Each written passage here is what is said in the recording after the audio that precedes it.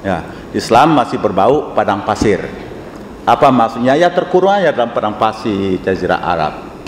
Setelah Islam meluaskan sayapnya keluar Jazirah Arab, Islam itu sampai ke Syam, Islam sampai ke Mesir, Islam sampai ke Persia, baru Islam itu menjadi agama mondial mendunia.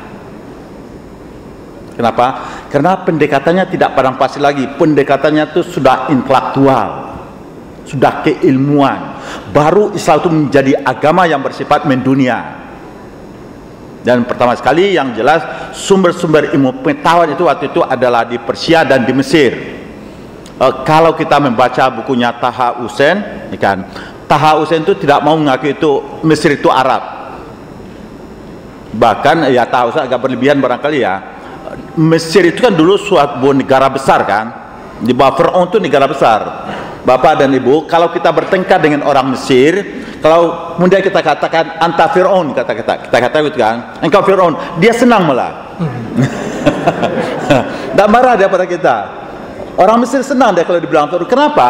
Karena keemasan Mesir itu dulu adalah zaman Fir'aun itu. Sampai sekarang kan ada peninggalannya, piramida itu, sangat dikenal sekali. Jadi kehebatan, karena itu setelah masuknya Islam ke sana, kemunduran Mesir itu karena Islam katanya. Karena itu dia mengambil kembali tahu itu ilmu-ilmu yang datang dari luar.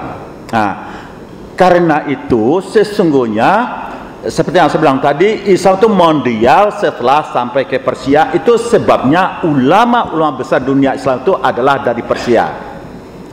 Misalnya dari masyarakat kita saja, siapa yang tidak kenal dengan Imam Ghazali? Kan? Siapa yang tidak kenal dengan Imam Al-Ghazali? Siapa yang tidak kenal dengan seorang ahli tafsir? Mafatihul Ghaib. Ya, Fakhruddin Ar-Razi. Siapa tidak kenal? Dan saya kira Pak Quraisy sangat banyak sekali mengutip dari tafsir itu, ya kan? Dari Persia dan juga dari Mesir. Yang dikutip dari tafsir Al-Manar Imam Muhammad Abduh, itu adalah kontribusi-kontribusi yang sangat besar sekali ke dunia Islam. Nah, dan kita di Indonesia ini, coba kalau kita lihat peradaban kita di Indonesia, Bapak dan Ibu, Islam, Hindu, Buddha masuk ke Indonesia ini adalah pada abad pertama Masehi. Orang Indonesia, Bapak dan Ibu, itu orang baik-baik semua. Hindu Buddha masuk dengan terbuka, kemudian Islam masuk dengan secara terbuka, tidak ada peperangan, tidak ada kekerasan sama sekali. Kemudian Kristen Katolik masuk adalah dengan terbuka, Katolik Kristen masuk terbuka. Hanya yang tidak disenangkan dengan kedatangannya penjajahan, tetapi masalah Kristen Buddha Katolik itu terbuka masuknya. Karena itu Islam agama apa saya masuk ke Indonesia dengan secara damai. Dengan secara damai semuanya. Dan peradaban umumnya di Indonesia tentang Islam itu umumnya di bawah Persia. Kalau para Sufi kan dari sana semua, Hamzah bin Sudan sekarang itu. Dan bahkan di Sumatera Barat itu, Bapak dan Ibu, sampai sekarang masih diperingati orang setiap tahun ada namanya tabut di Pariaman. Itu peringatan setiap Asyura diperingati terus-menerus, ya kan? Asyura. Karena itu banyak sekali peninggalan-peninggalan Syiah itu di Sumatera Barat, dan itu sebabnya mungkin menjadikan pembaharuan pemikiran di Indonesia ini dimulai dari Sumatera Barat. Tetapi kemudian Bapak dan Ibu, saya dulu waktu di SD itu sudah diperkenalkan yang menamakan atas perang Islam.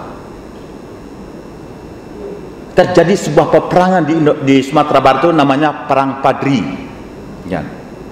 Setelah salat pelajari, itu ada 3 orang haji yang pulang dari Mekah.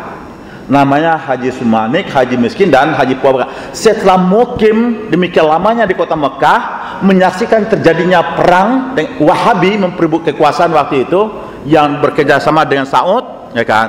Kemudian ketika orang haji tadi pulang ke Indonesia, pulang ke Sumatera Barat, inilah yang menyebabkan peperangan yang pertama terjadi di Sumatera Barat.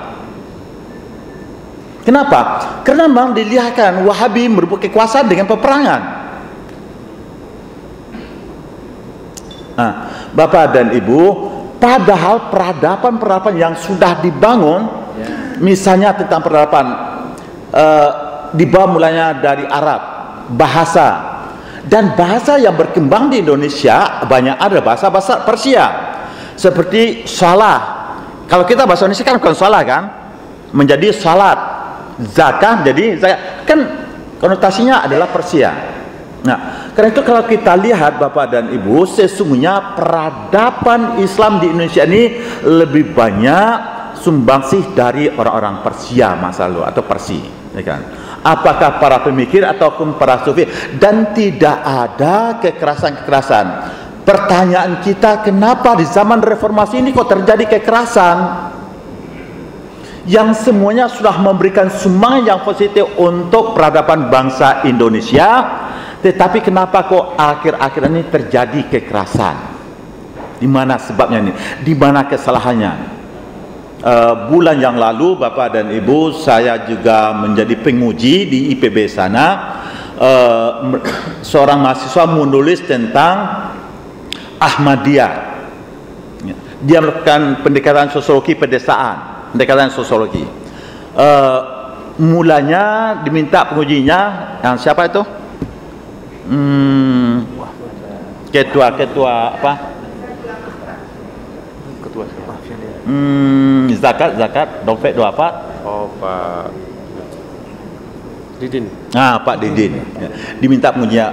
Kata Pak Didin, kalau saya menguji sertasi Anda, tidak akan saya luluskan.